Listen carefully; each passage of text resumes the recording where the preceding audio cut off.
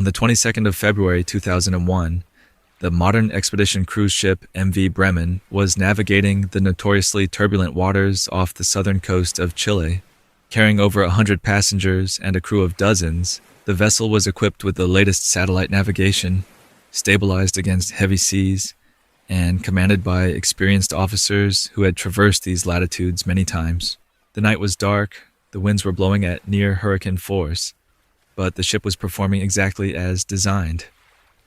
Most passengers had long since retired to their cabins, expecting nothing more than the routine rolling of the Southern Ocean. According to survivor and crew accounts, within mere seconds, that illusion of routine was shattered. A massive rogue wave, emerging from the chaos without warning, slammed into the ship's starboard side. The impact was so violent that it shattered the bridge windows, flooded the command center, and shorted out the main electrical switchboard. In an instant, the Bremen was blind, powerless, and drifting toward the jagged, rocky coast of Tierra del Fuego. This was not a failure of an antique wooden vessel at the mercy of the wind. This was a state-of-the-art steel ship brought to the absolute edge of catastrophe by an ocean that refused to follow the rules. The near loss of the Bremen was not an isolated incident, nor was it simply bad luck. Just 3 days later, on February 25, 2001, another expedition vessel, the Caledonian Star, was sailing through the same waters, battered by the very same storm system. According to crew accounts, a massive wave, estimated at nearly 100 feet high, struck the ship with overwhelming force. It shattered the bridge windows, flooded the engine control room, and knocked out both main and auxiliary power. Two modern, well-found ships, crippled within the exact same week by the exact same violent system. This was a direct consequence of navigating one of the most unpredictable and violent bodies of water on Earth. Cape Horn sits at the very southern tip of South America, a rocky outcrop marking the boundary between the Atlantic and the Pacific Oceans. For centuries, it has been a maritime graveyard. The true danger of Cape Horn is not just its historical body count. The enduring mystery of this place lies in how it continues to threaten modern shipping with a violence that seems to defy logic and technology. What makes this specific stretch of water so treacherous, even for vessels equipped with radar, GPS, advanced weather forecasting, and experienced crews? Why does the ocean here behave with a sudden, overwhelming ferocity that can cripple a ship in moments? To understand the danger, you first have to discard the illusion of safety that modern navigation provides. On a map, the Drake Passage, the body of water between Cape Horn and the Antarctic Peninsula, looks wide. It spans approximately 500 miles depending on the measurement points. Modern cargo ships and cruise liners cross it regularly, their passengers often unaware of the chaos churning just beyond the hull. We have charted these waters extensively. We have GPS tracks that show the safest routes, and we have steel hulls that do not rot or catch fire like the wooden vessels of the past. This infrastructure creates a powerful psychological bias, the belief that because we can measure the danger, we can control it. But Cape Horn operates on a scale that renders human engineering fragile.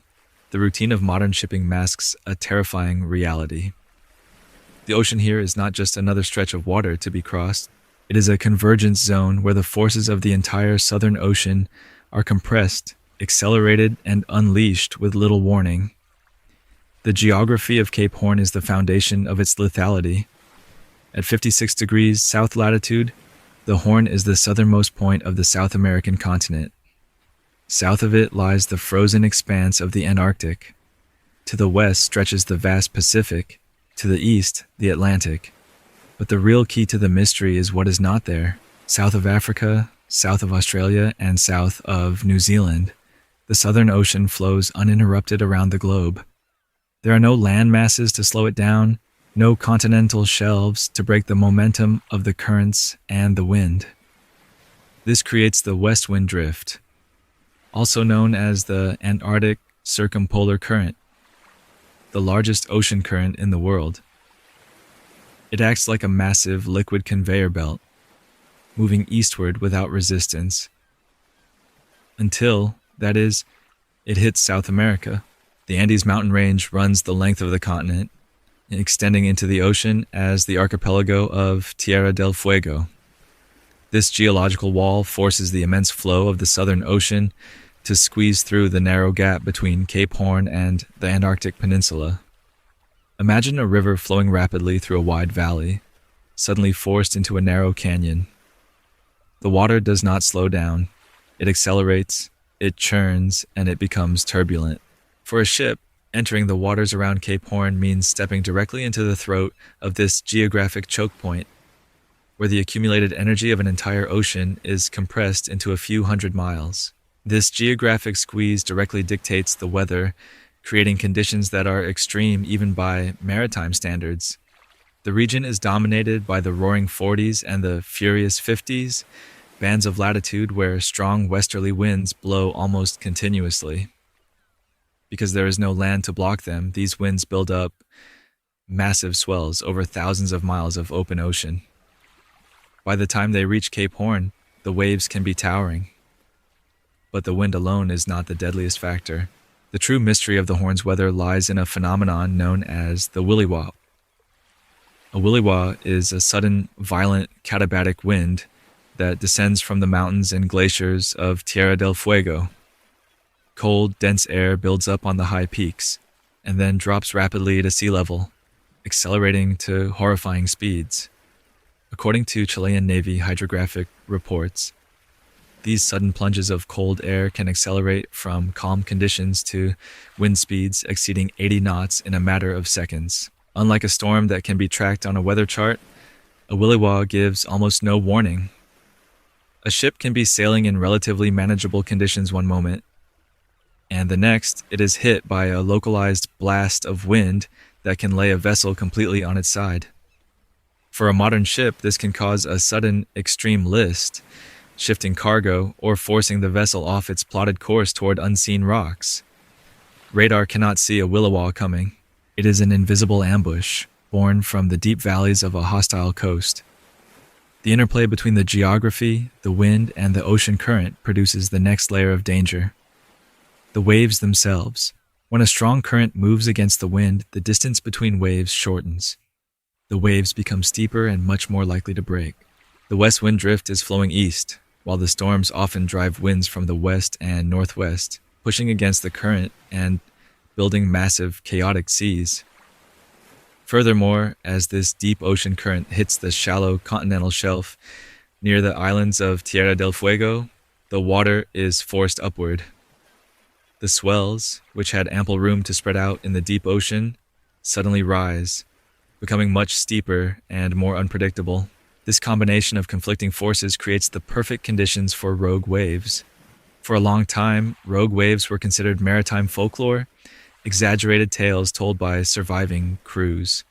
Today, satellite data and ocean buoy measurements have confirmed their existence. They are massive, unexpected walls of water that can reach extraordinary heights. The waters around Cape Horn have a statistically higher frequency of these waves than almost anywhere else. According to crew and passenger reports from the 2001 incidents, the waves that struck the Bremen and the Caledonian Star were estimated at nearly 100 feet high. When such a wave strikes, it does not merely roll under a ship. It hits with the force of a solid object, shattering bridge windows, buckling steel plating, and disabling vital equipment. The oceanography explains the mechanism, but human psychology explains why ships continue to sail into the trap. Commercial pressure and schedule adherence have always been the invisible crew members on voyages around the Horn. During the age of sail, specifically in the grain trade of the late 19th and early 20th centuries, windjammers raced around Cape Horn to deliver Australian and South American grain to Europe. The economics were simple. The first ship to arrive got the best price for its cargo. Captains were under immense pressure from ship owners to push through storms rather than wait for favorable weather. This normalization of risk led to catastrophic losses. In the brutal winter of 1905 alone, dozens of large sailing ships were lost or severely damaged attempting to round the Horn. Vessels like the British full-rigged ship Pitlochry were lost with all hands, while many others were dismasted and abandoned. According to estimates from maritime historical organizations such as the International Association of Cape Horners, approximately 800 ships have been lost in these waters, claiming an estimated 10,000 to 20,000 lives since the 17th century. The exact number remains uncertain, but the scale of the loss is undeniable. Today, the windjammers are gone, but the psychological pressures remain. Modern cargo vessels operate on tight schedules, and delays cost shipping companies thousands of dollars per day. There is a powerful organizational bias to maintain course and speed, even as weather conditions deteriorate. A captain might look at a weather forecast and see a developing low-pressure system, but deciding to heave to or take a longer route around the danger zone requires overriding the commercial imperative. It requires acknowledging that the technology on the bridge has limits. Too often, confidence in the ship's strength and the accuracy of the forecast delays the decision to alter course until it is too late. This over-reliance on technology is one of the most dangerous modern phenomena at sea. Electronic charts and GPS can tell a captain exactly where the ship is within a few meters, but they cannot guarantee where the ship will be in an hour if a williwaw forces it sideways. Weather satellites can track massive storms, but they cannot predict the localized, sudden violence of a squall line descending from a glacier. Modern ships are built of high tensile steel and have powerful engines, but they are not indestructible. The forces generated by the ocean around Cape Horn can overwhelm any vessel. If a ship loses power in the Drake Passage, it is entirely at the mercy of the current and the wind. Without engine power, a ship cannot keep its bow into the waves, making it vulnerable to rolling and capsizing. When the Bremen lost its engines in 2001, according to survivor accounts, it was drifting broadside to the massive swells, rolling violently, with each passing minute bringing it closer to the rocky shoreline. The crew had to manually bypass the flooded bridge controls to restart the auxiliary engines, an act of desperate engineering that ultimately saved the ship. Technology is a tool, but it is not a shield. It can provide information, but it cannot make the decision to turn back.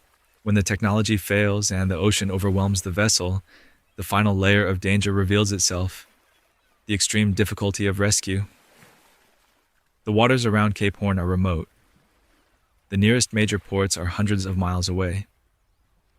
The Chilean Naval Authority, which has jurisdiction over much of this area, coordinates search and rescue operations, but deploying ships to the Drake Passage takes time. Helicopters have a limited range and cannot operate in the high winds and freezing spray common to the region. If a ship goes down here, survival becomes a race against hypothermia. The water temperature near Cape Horn rarely rises above 40 degrees Fahrenheit.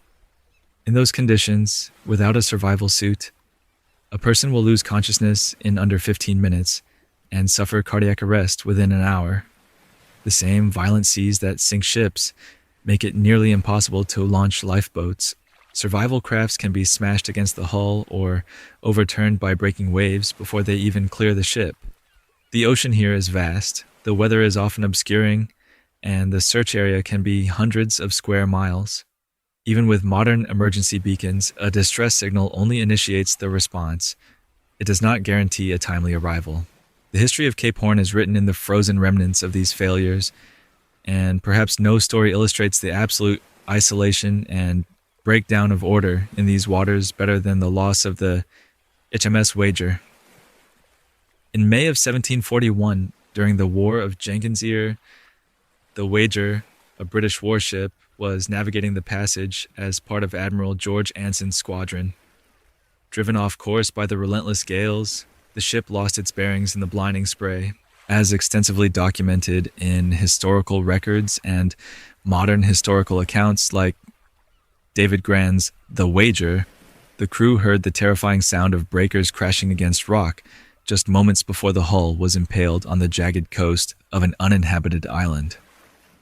The survivors were stranded on a desolate, freezing shore, subjected to starvation, exposure, and scurvy.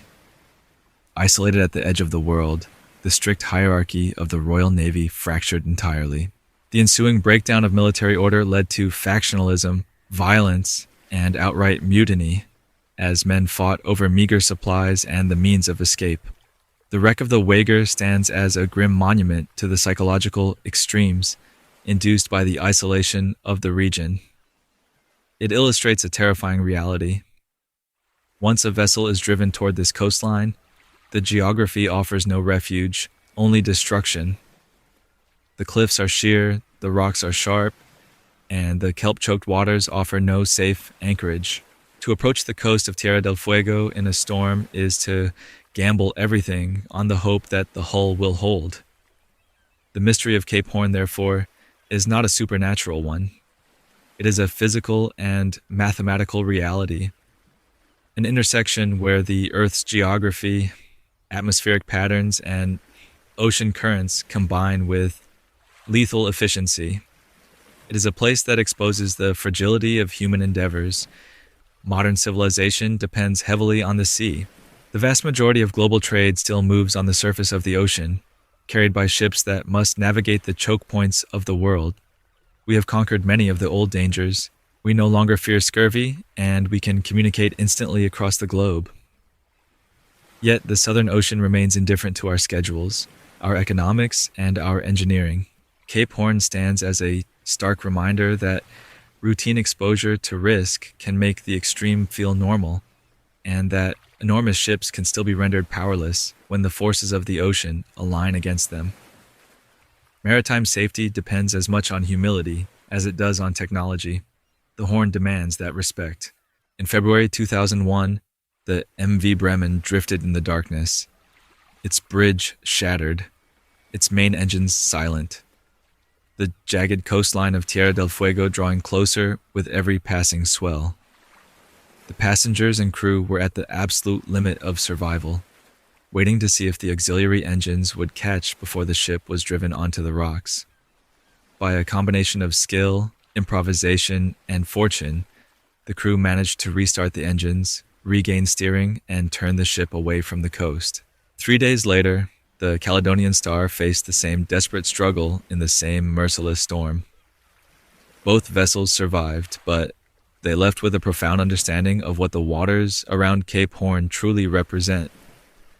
The danger of Cape Horn is not a relic of the age of sail. It is a permanent condition born from the way the earth is built. It is dangerous because the geography, the weather, the currents, and the limits of human judgment operate together with almost no margin for error. The ocean does not need to be malicious. It only needs to be what it is. And at the bottom of the world, where the currents collide and the winds have no barrier, the sea will always hold the advantage.